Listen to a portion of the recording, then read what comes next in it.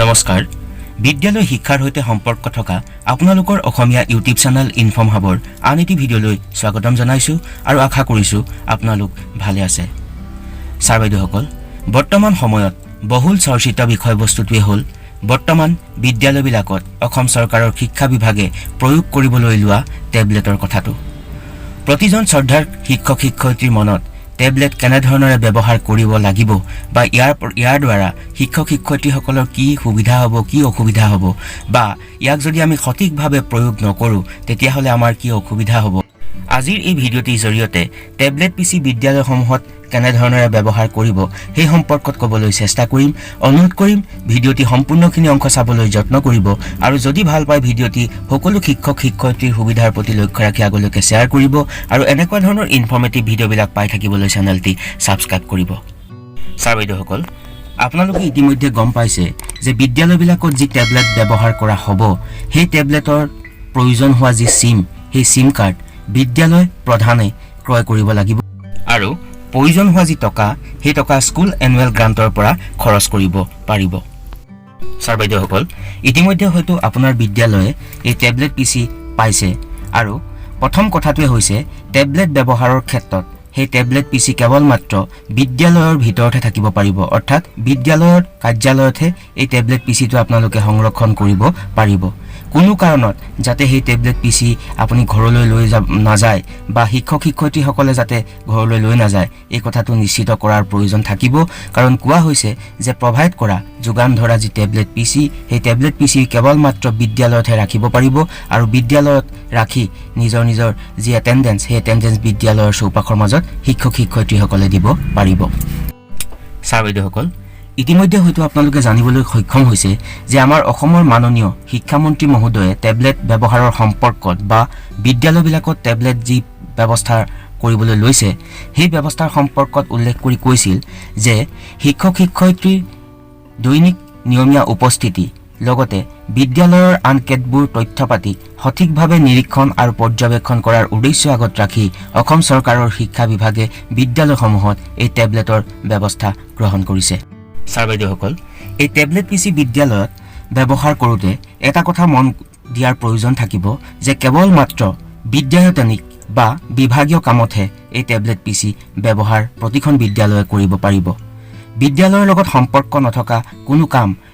এই টেবলেট পিচিৰ জৰিয়তে সম্পাদন বিদ্যালয় কৰ্তৃপক্ষই কৰিব নোৱাৰিব ছাৰ বাইদেউসকল আপোনালোকে ইতিমধ্যে বিভাগীয় কৰ্তৃপক্ষৰ পৰা পোৱা যি টেবলেট সেই টেবলেট ব্যৱহাৰ কৰিবলৈ লোৱাৰ আগত লগইন কৰিব লাগিব আৰু লগইন কৰোঁতে আপোনালোকক এটা পিন বিচাৰিব কাৰণ পিনটো এণ্টাৰ নকৰিলে আপুনি লগইন হ'ব নোৱাৰিব আৰু যেতিয়া পিন বিচাৰিব পিনটো হ'ব 4টা 0 অৰ্থাৎ 4 ডিজিট 0 আপুনি 4টা 0 এণ্টাৰ কৰিব লাগিব তাৰ পিছতহে আপুনি লগইন হ'ব পাৰিব টেবলেটৰ জৰিয়তে কাৰ্য সম্পাদন কৰিবলৈ যোৱাৰ আগত এটা গুগল একাউণ্টৰ প্ৰয়োজন হ'ব যিহেতুকে টেবলেটৰ জৰিয়তে বিদ্যালয়ৰ বিভিন্ন ধৰণৰ বিভাগীয় নীতি নিৰ্দেশনাৰ উপৰিও বিদ্যায়তনিক লগতে শিক্ষক শিক্ষয়িত্ৰী ছাত্ৰ ছাত্ৰীৰ উপস্থিতি নিৰীক্ষণ কৰোৱা হ'ব গতিকে আমি যেতিয়া এই গুগল একাউণ্ট আমি ক্ৰিয়েট কৰিম বা গুগল আমি যিটো আমাৰ একাউণ্ট আমাৰ প্ৰয়োজন হ'ব সেই একাউণ্টটো যাতে আমি বিদ্যালয়ৰ নামত খুলি তাৰ জৰিয়তে লগইন কৰোঁ এইখিনিতে মন কৰা খুবেই প্ৰয়োজন থাকিব যাতে কোনো শিক্ষক শিক্ষয়িত্ৰীয়ে নে তেওঁলোকৰ ব্যক্তিগত একাউণ্টৰ দ্বাৰা এই টেবলেট পিচিটো সম্পাদন নকৰে বা কৰাটো ভাল নহ'ব ছাৰ বাইদেউসকল এটা অতি গুৰুত্বপূৰ্ণ কথা যে আমি যি আমাৰ গুগল একাউণ্ট আমি ক্ৰিয়েট কৰিম এই টেবলেট পিচিৰ কাৰণে সেই গুগল একাউণ্ট আৰু তাৰ পাছৱৰ্ড সঠিকভাৱে বা সযতনে বিদ্যালয়ে ৰখাৰ প্ৰয়োজন থাকিব কাৰণ বিভিন্ন ধৰণৰ বিভাগীয় কৰ্তৃপক্ষৰ নিৰ্দেশনাবিলাক কাম কাজ চলাবলৈ কেতিয়াবা পুনৰবাৰ টেবলেট পিচিত লগইন আইডি বা ইউজাৰ নেম বিচাৰিব পাৰে সেইকাৰণে এই ইউজাৰ নেম আৰু পাছৱৰ্ডটো প্ৰতিখন বিদ্যালয়ে সঠিককৈ ৰখাৰ খুব প্ৰয়োজন থাকিব এইখিনিতে আৰু এটা কথা উল্লেখ কৰাৰ প্ৰয়োজন থাকিব যে কোনো এজন যদি শিক্ষকে প্ৰধান শিক্ষকে এই তথ্যবিলাক তেওঁ নিজৰ লগত ৰাখে তেওঁ হয়তো অৱসৰ লৈ ল'ব তাৰ পিছৰজনে বিদ্যালয় প্ৰধানৰ দায়িত্ব গ্ৰহণ কৰিব তেখেতে এই ইউজাৰ নেম আৰু পাছৱৰ্ডটো জনাৰ প্ৰয়োজন থাকিব ছাৰ বাইদেউসকল ইতিমধ্যে সমগ্ৰ শিক্ষা অসমৰ তৰফৰ পৰা প্ৰতিখন বিদ্যালয়ৰ প্ৰধানলৈকে টেবলেট পিচি ব্যৱহাৰৰ বাবে প্ৰয়োজন হোৱা সিম কাৰ্ড ক্ৰয়ৰ কাৰণে এখন পত্ৰ পঠাইছে আৰু এইখনে আছিল সেইখন পত্ৰ যিখন পত্ৰত এই সকলোখিনি কথা উল্লেখ আছিল এতিয়া কথাটো হ'ল আপোনালোকৰ মনত প্ৰশ্নৰ উদ্বেগ হ'ব পাৰে যে কি নেটৱৰ্কৰ সিম বিদ্যালয়ে এই টেবলেট পিচিত ব্যৱহাৰ কৰিব।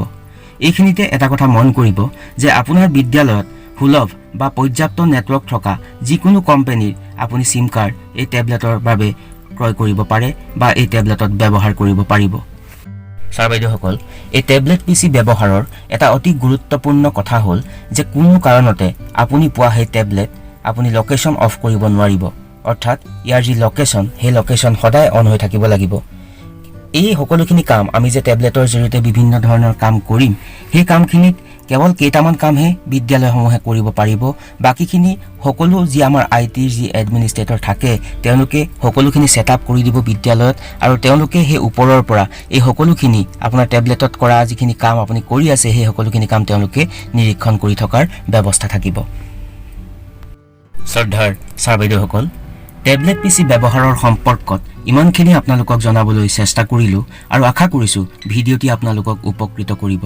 আৰু যদি ভিডিঅ'টি ভাল পালে তেন্তে সকলো শ্ৰদ্ধাৰ শিক্ষক শিক্ষয়িত্ৰীৰ সুবিধাৰ প্ৰতি লক্ষ্য ৰাখি আগলৈকে শ্বেয়াৰ কৰিব আৰু এনেকুৱা ধৰণৰ বিদ্যালয় শিক্ষাৰ সৈতে সম্পৰ্ক থকা ইনফৰ্মেটিভ ভিডিঅ'বিলাক পাই থাকিবলৈ চেনেলটি ছাবস্ক্ৰাইব কৰিবলৈ নাপাহৰিব।